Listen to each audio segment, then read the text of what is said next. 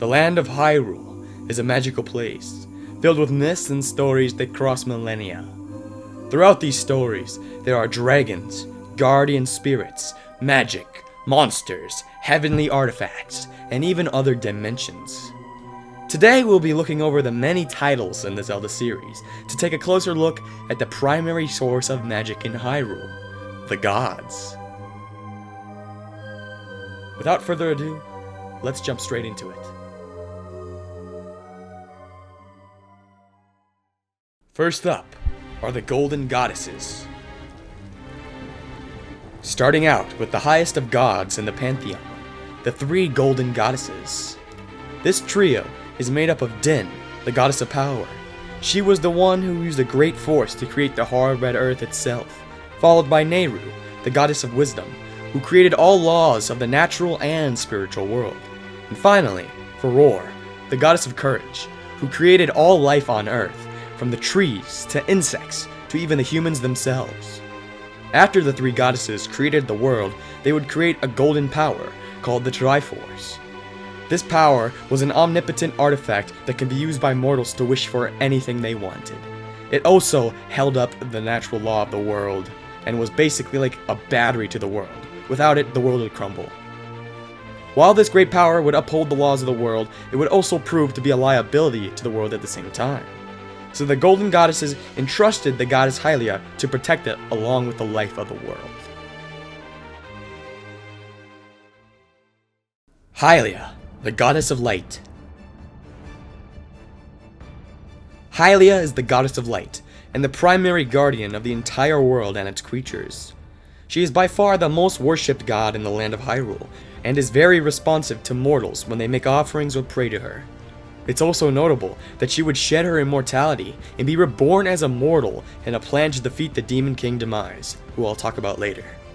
But it seems after her mortal form died, she would become a goddess again due to her divine spirits.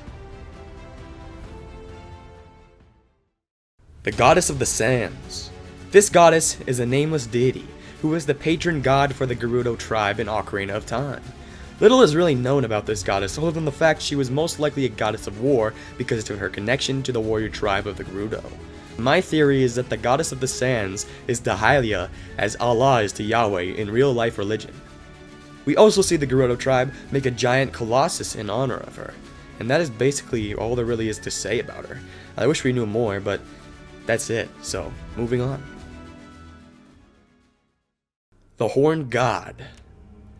The Horned God, otherwise known as the Horned Statue, is a fallen god who deals with life energy for money. It is likely he was a great god of vitality and power before he fell, but thanks to his mischievous deals with life energy itself, he was deemed dangerous by the goddess Hylia. Therefore, she sealed him inside a statue that was practically just thrown out into the wild. It is also stated that the Horned God could be an opposite of Hylia, a god of darkness rather than light. Although I doubt that the Horned God is truly an evil being, because in the game you can choose to work with him to gain more health and more energy for money. And even the Great Deku Tree tells Link that working with this deity could be beneficial. So perhaps he is just a misunderstood god. At least that's what I think. The Bargainer God. This god is seen in the form of great statues throughout the depths of Hyrule, and he is known to collect Poes in order to bring them to the afterlife. Poes and Tears of the Kingdom are basically lost souls that for one reason or another were unable to move on to the afterlife. This is where the Bargainer God comes into play. If Link collects these lost Poes, he can trade them to the Bargainer who sends these souls to the great beyond, and Link will gain life energy in return. And whether or not he has anything to do with the Horned God is unknown, but it's clear he plays a very important role in the overall pantheon of Hyrule. Demise. Demise is the primordial Demon King, and is essentially the god of evil. It is said that he appears differently to everybody who sees him, and that each form he takes is usually based off of the worst fears of the people who look at him. Pretty creepy. Demise is also an enemy of the goddess Hylia, who would shed her immortal form in order to guide Link into becoming the hero of legend, so he could defeat Demise once and for all.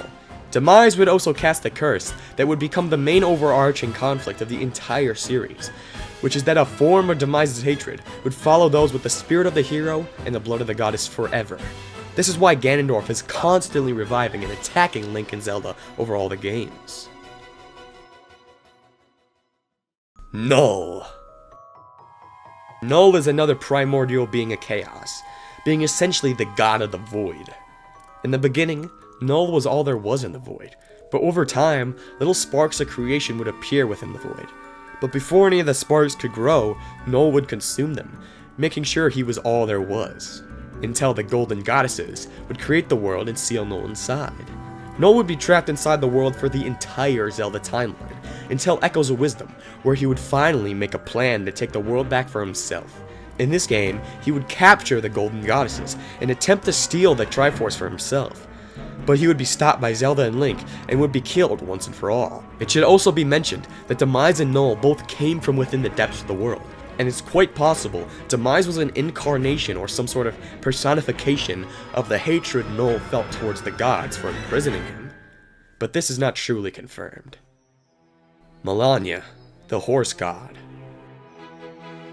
Melania is in both Breath of the Wild and Tears of the Kingdom, as a great fairy-like being who has power over horses dead or alive.